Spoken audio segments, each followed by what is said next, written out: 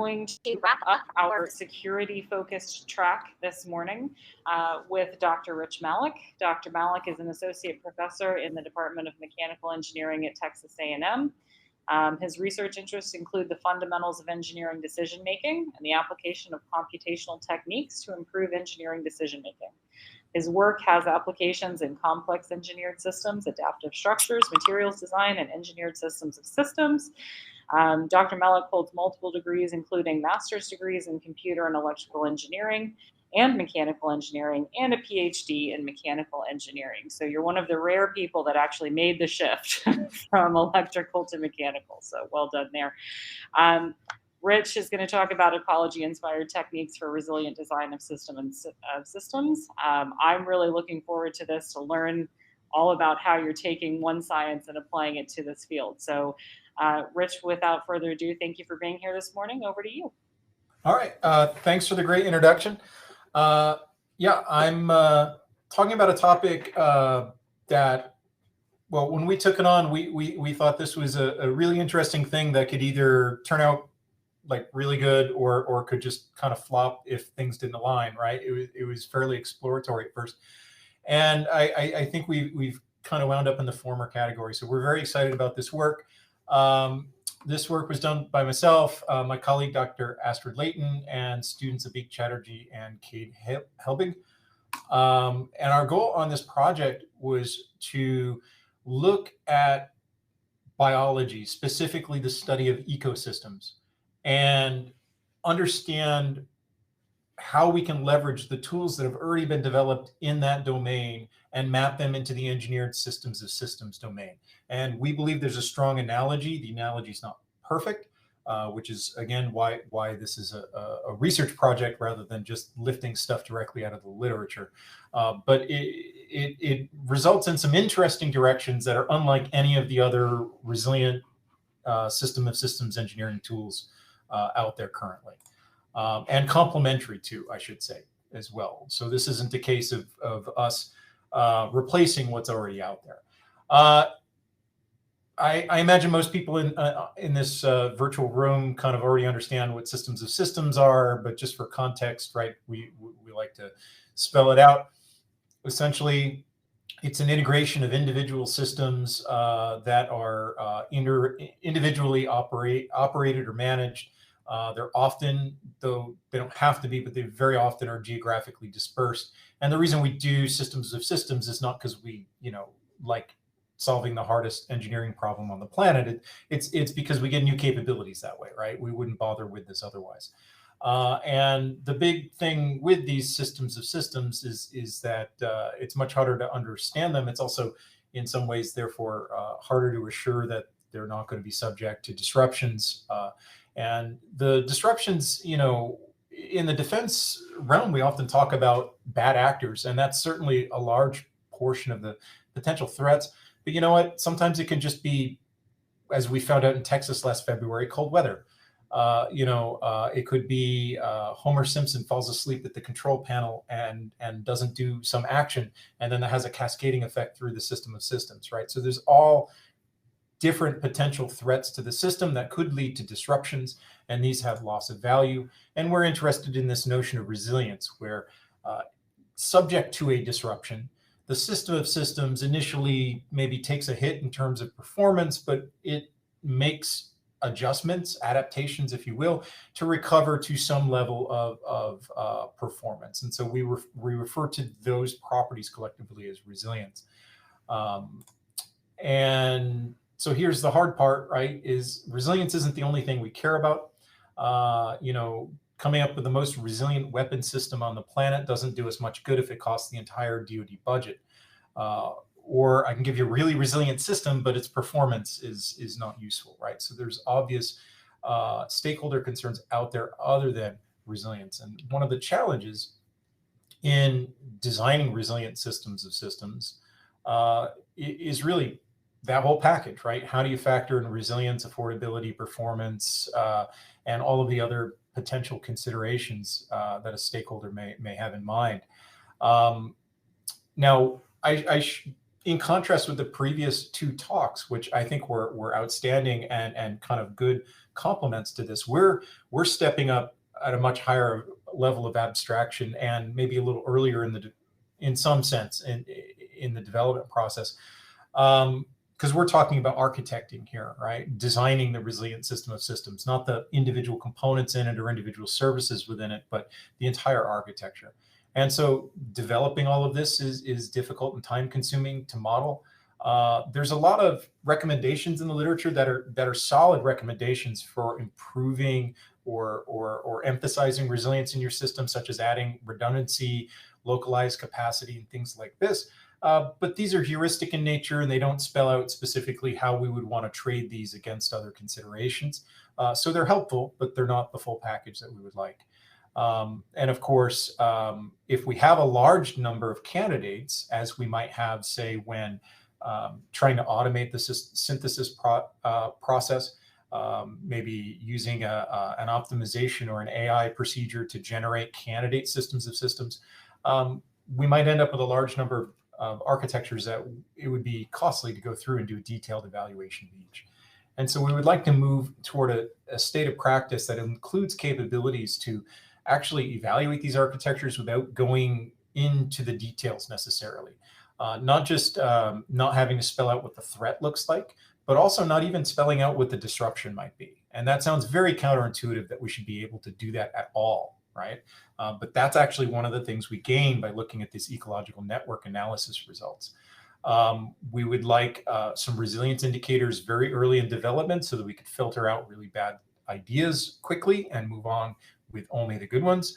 And we would like these indicators to kind of balance various considerations, at least sort of like whether you want to talk about cost or affordability versus resilience, and not just be resilience at the exclusion of other factors. And so this has motivated us to look into ecosystems. And so you can draw an analogy between an engineered system of systems and an ecosystem, which is essentially a biological system of systems.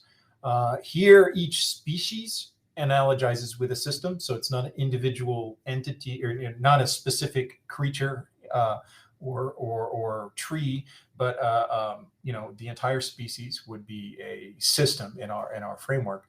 And these interact through predator-prey relationships, who eats whom, essentially. It turns out ecosystems are pretty resilient. I mean, yes, if you go and take a pristine island and pave it, yeah, you're gonna wipe out an ecosystem. But even at that scale, some aspect of it's going to survive, and it will adapt. And then, kind of more reasonable scale disturbances, ecosystems basically roll with it. They adjust. They may not do it overnight, but they adjust and they move on. And so we're very interested to look at this framework. Ecological network analysis is the term for the study of ecosystems using network-based formalisms. And so we're going to basically delve into that background and see what makes sense in engineered systems of systems. The way that one would typically model an ecosystem is to understand first what happens in the ecosystem. Again, this gets back to who eats whom, so to speak. And in this case, we look at flows of calories between different species. We can then model that in a network representation, and then also translate that into a flow matrix, capturing, again, these same relationships. These are just different views of the same system. Once we have that in place, it leads to a lot of quantified metrics that are pretty helpful for understanding what's going on inside the ecosystem. One of these metrics in particular was of interest to us in this project is something called degree of system order. It's based on an information theoretic foundation where we're really looking at how constrained a flow is in traversing the network. And so this is based on this is a metric made of two other metrics in essence. I think it's kind of best to illustrate visually, so I'll go with that. In essence, on the left, what you have here is 4-node network. It's pretty simple, but it's highly connected. There's a lot of different directions the flow can take as it's traversing the network left to right, right? So the flows come into our system from the left, and they exit to the right, and they have the flow has different choices of which way to go. Whereas on the right is the extreme opposite example, where the flow comes in and it really only has one choice. It can only go in one direction. And the analogy there on the right would be one species eats only this other species. It's a specialist, and if its prey disappeared, it would then disappear. All right, or at least need to evolve some other connection, right? The network would have to change. And so that's the spectrum we're looking at. And this metric captures both extremes and everything in between in this spectrum. Interestingly, when we talk about networks like this gives rise to another notion of redundancy that's not really maybe the first thing that an engineer thinks of when talking about redundancy, right? We often think of redundant componentry or redundant functionality. Here we're talking about redundancy in terms of essentially the directions that a flow can take through the network. So it's similar, but it's not quite identical, right? And that turns out to be an important feature in these networks.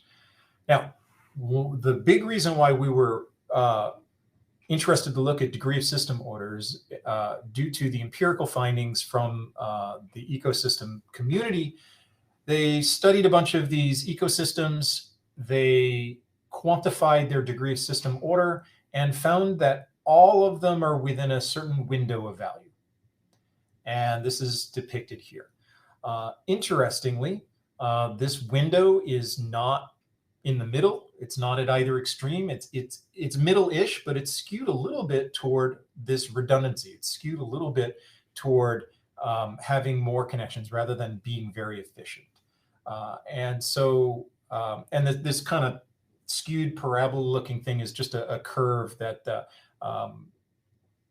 people in the ecological network analysis community made so that like the maximum of that curve is right in the middle of that window. It's kind of more engineered to fit the data rather than fundamental, whereas degree of system order itself was really derived from information theoretic constructs.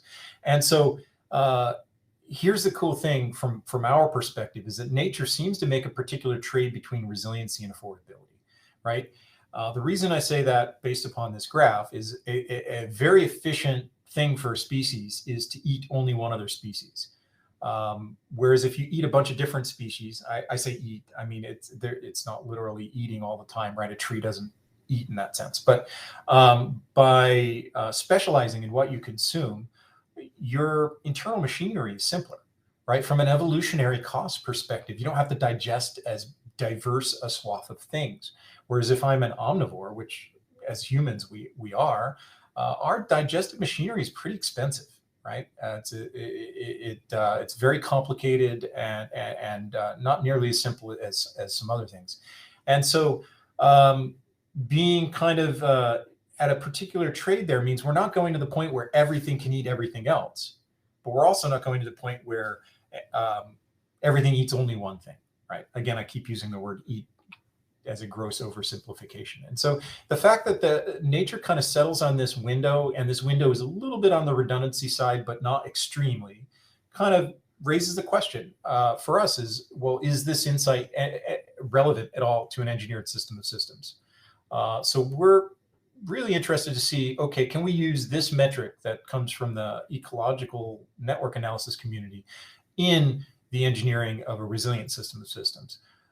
So does it capture the resilience affordability trade at all? And is that window that we see in ecology, is it relevant in engineering? And so to study these questions, we constructed a study where we generated many distinct architectures and analyzed each of them. This was a synthetic example. We generated automatically many different architectures of a 3-layer structure where each layer feeds into the next. This is analogous to a production network in industry or something like this, where you have raw materials coming in at the leftmost layer and tanks and bombers coming out of the rightmost layer, and so forth. We generated these architectures, then we evaluated them based on metrics we generated for development cost and performance under nominal conditions, and evaluated the degree of system order. And then we performed a resilience analysis on them. And we looked at the Pareto frontier to see essentially, are the Pareto efficient solutions from a cost and resilience standpoint, are those in or not in that window of vitality? And so our loss model here, which to be clear, we're doing this only because we're trying to evaluate degree of system order. Actually, if this checks out, we wouldn't need to do this level of analysis to evaluate an architecture. We just calculate its degree of system order. But the way we conducted this analysis, we started with a nominal network, and then we did what's called an n-x and an l-x analysis. So an n-1 analysis means we go through and exhaustively knock out only one of the nodes in the network and evaluate its performance with that missing node. And we repeat this again for every possible node to be knocked out. N-2, we knock out pairs, and we go through combinatorially there for all combinations of two to be knocked out. And L-x is the same thing, but instead of nodes, we're knocking out links. And so we do this exhaustive evaluation. This gives us very long tails and extreme spread of our data, but it's very thorough, and it gives us a sense of, well, we're leaving no stone unturned in a certain sense with this type of analysis. For our quantification of resilience loss, we just take the essentially the integral of the difference between the performance before the disruption and the recovered performance after the disruption. So if there's a flow adjustment due to the disruption, we do this and we calculate the difference there. Basically, what did we lose by being disrupted within a certain time frame, and we chose a time frame that was calibrated to the typical time frame in our system. This is an example of what we get out of one of these. So this is the results for the N-3 scenario, where we've got a resilience loss and our measured development cost along the axes. Development costs were a function of the nodes themselves as well as the links. So a network with the same nodes but more links will be more costly, for example.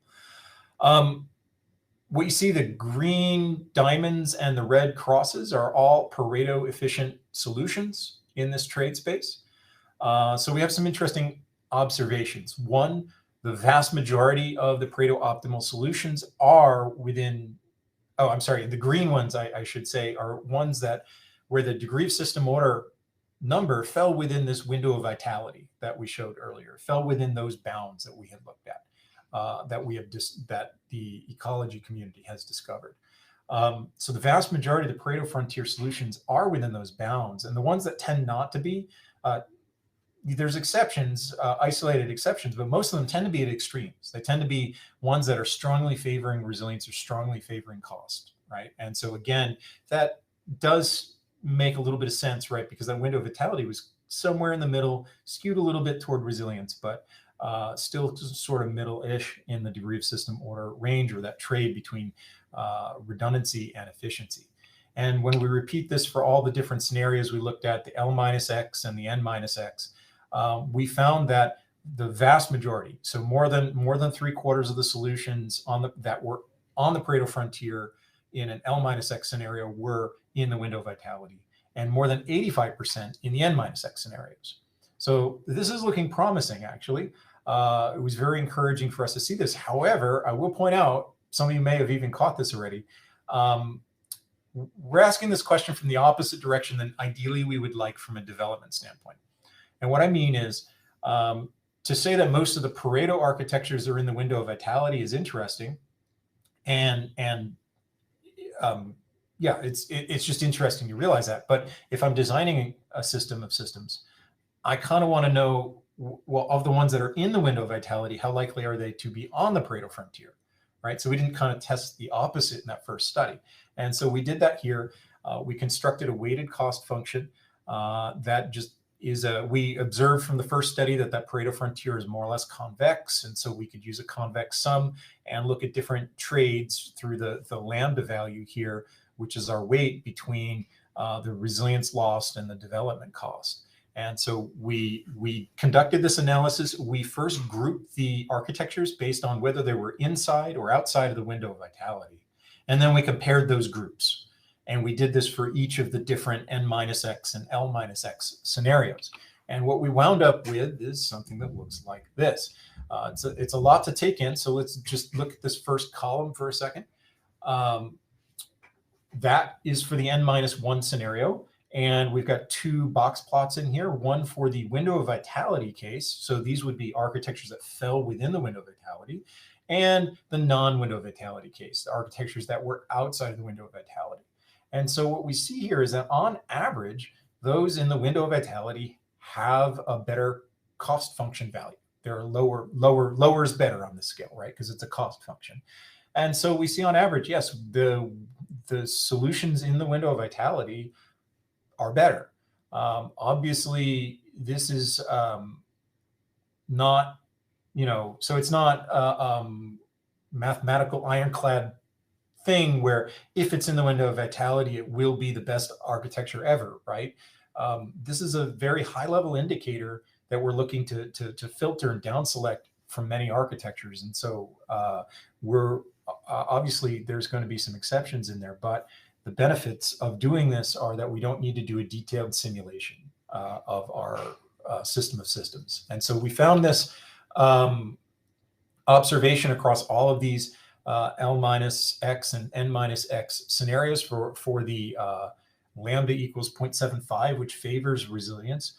We looked at also a balance at lambda equals 0.5, so that's equal weighting. And then we looked at the case where cost was weighted heavier. And that was the one exception. When we weighted cost heavier, we tended to see essentially similar performance between both. So those inside the window of vitality were not worse than those outside, but the window of vitality stopped being a useful indicator. And that makes sense if you think about it, because the window of vitality was slightly skewed toward the redundancy side or the resilience side.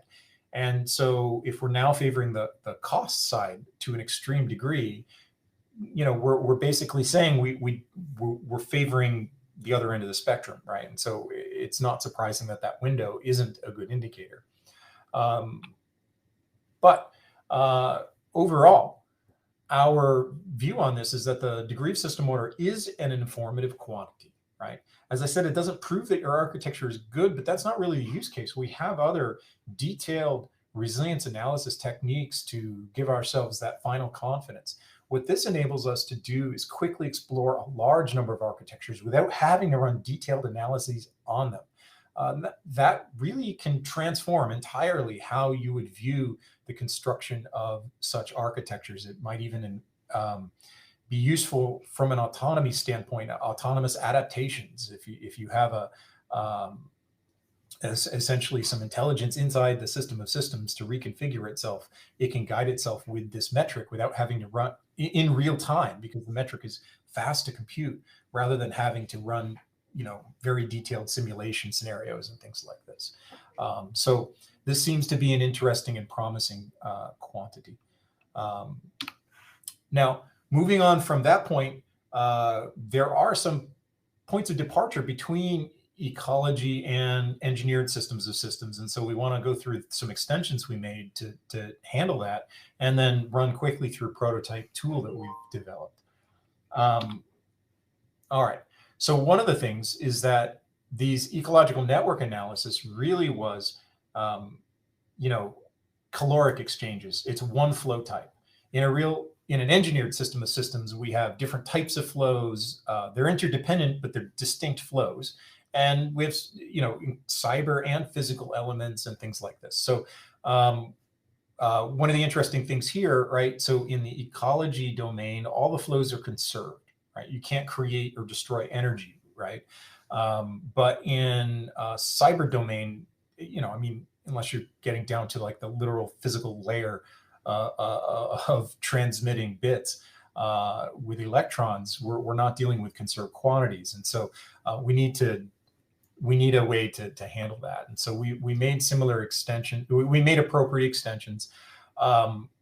I'm not going to go as deep into this. I felt like if I'd have gone deep here without that first setup to kind of trust the ecological network analysis in the first place, it would kind of be a little bit lost. But we're happy to share our papers with anybody who's interested. In essence, we went from a directed graph to a directed multi-graph framework and came up with essentially guidelines on how to model the cyber flows in order for them to be captured in this same way as the physical flows. We allow for dissipation, for example, so that the cyber flows don't have to be conserved quantities. And now instead of one transition matrix, we have multiple matrices, one for each flow type. And these are interconnected with a modified metric now where we're computing degree of system order, but now we're accounting for these multiple flows and the interactions between the different types of flows. And so it's all captured in these metrics. And so what we wind up with is kind of an expanded vision of how you might go about developing resilient systems of systems. We don't see this as replacing existing tools so much as supplementing them, right? So we really already know some things about how to generate candidate system of system architectures. In a lot of cases, we already have a deployed architecture we're looking to modify and upgrade. And we already have techniques and are further developing techniques for detailed analyses with specific disruption models and very detailed analyses. Our work fits kind of in between these, where if instead of generating one or two candidate architectures, you want to generate 100 or 1,000, well, we're not going to sit here and work through each of these using the existing tools, right? So we need something else. And this is where the ecological network analysis inspired tool can fit in. We can compare multiple architectures and filter, and we can do side-by-sides of two individual ones. And so we prototyped a tool that can do this. It is, I emphasize prototype. We think it's really cool, but it is still at the prototype stage. Where we can do multi-architecture comparison, side-by-side comparisons of two systems of systems, or a detailed analysis of a single architecture. As an example, we demonstrated this is a notional system for a water flow, just a water distribution network that has cyber and physical elements to it. And we had a baseline architecture and then several variants of it.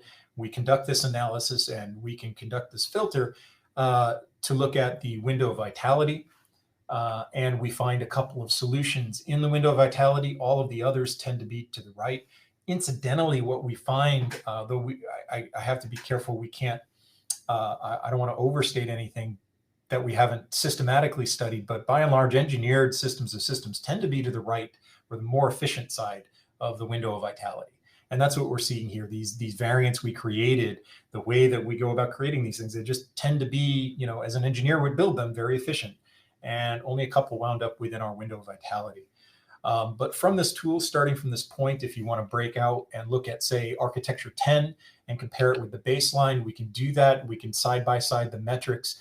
We can visualize the networks, which look a little cluttered here, of course, because we have multiple flow types. But we can highlight the differences between the two networks so that you're really able to zoom in on really what makes, say, architecture 10 different than architecture 1. And we can then zoom in on specific architectures and isolate individual flow subnetworks within that architecture and examine those. And this is, I think, a good foundation for a tool set in this space, though we, certainly can do more. I think this is a good start, and it has a lot of potential to connect up to other tools, to export our architectures into other tools for further analysis and things of that nature.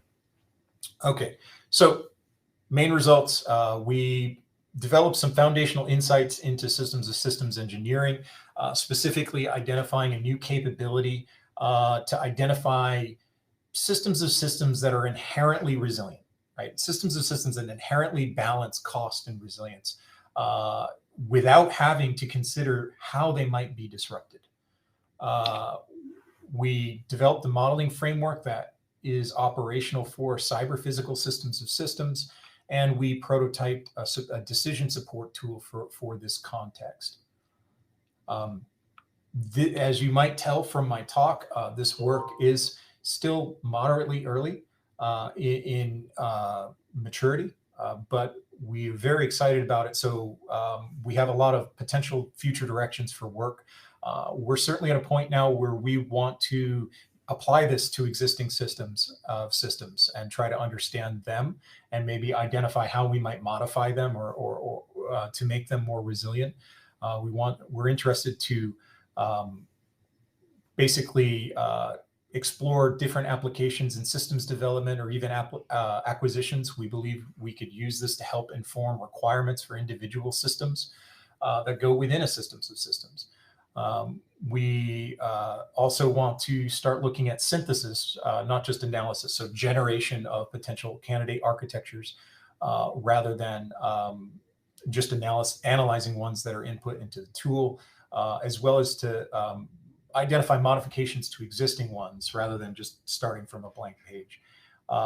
Yeah, just general tool updates and other things like that. So thank you for your attention. We'd be happy to take any questions and yeah, chat about this with anybody who's interested. And it was an accident that I made a smiley face out of that. But I like it. It's a happy graphic. So Rich, thank you so much. We have a number of questions that came in, so we'll see how many we can get through in the time. The first one is probably easy to address from Judith Dahman. Is the tool available if we want to experiment with it with some architectures where we are addressing these types of issues? Yes, so the tool is implemented in Python, and so we'd be happy to share that. It was actually delivered to the CERC as an end deliverable of our project. But you're more than welcome to reach out to me directly. I can send you the code for that. Yeah, not a problem. Excellent, thank you.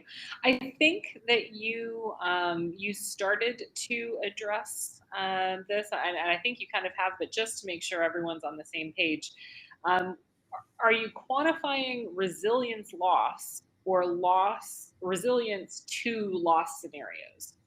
I think you've already addressed it, but we'll just make sure everybody's on the same page. Yeah. So what we're quantifying is this notion, this concept called degree of system order quantifies the level of constrainedness of flows through the network.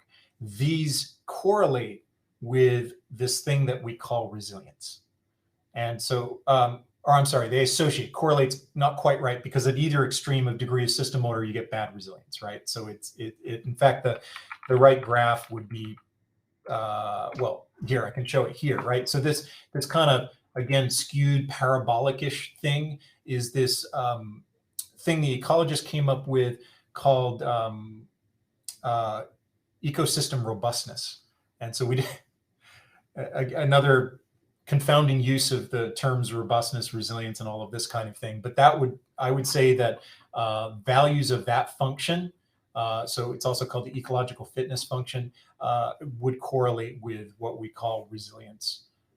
We're not calculating resilience loss directly, other than in the study we were using to validate or to understand what degree of system order was capturing. For that. Would your cost function change if a constituent system has a Sentinel-based mission-aware design, sort of building on the last two presentations? So the cost function used in our studies, maybe. That's a good question that we've not examined. Our notion of this degree of system order and the window on those values, I don't know, and that would be an interesting thing to look at. One thing that we built into the tool that you can see on the screen here is actually we can choose the ecological window of vitality, but we can actually choose different windows or have a user-defined window. So if in a given domain, you have reason to believe the window you're aiming for is different, you can easily do this in the tool. But that would be something that I would say should be supported by experience or empirical data in defining that window. But if we were to analyze those types of systems, yeah, I think we would have to rerun the study with that type of system for comparison. Excellent. Well, thank you all so much. Rich, unfortunately, that's all the time we have for questions, but really appreciate your presentation.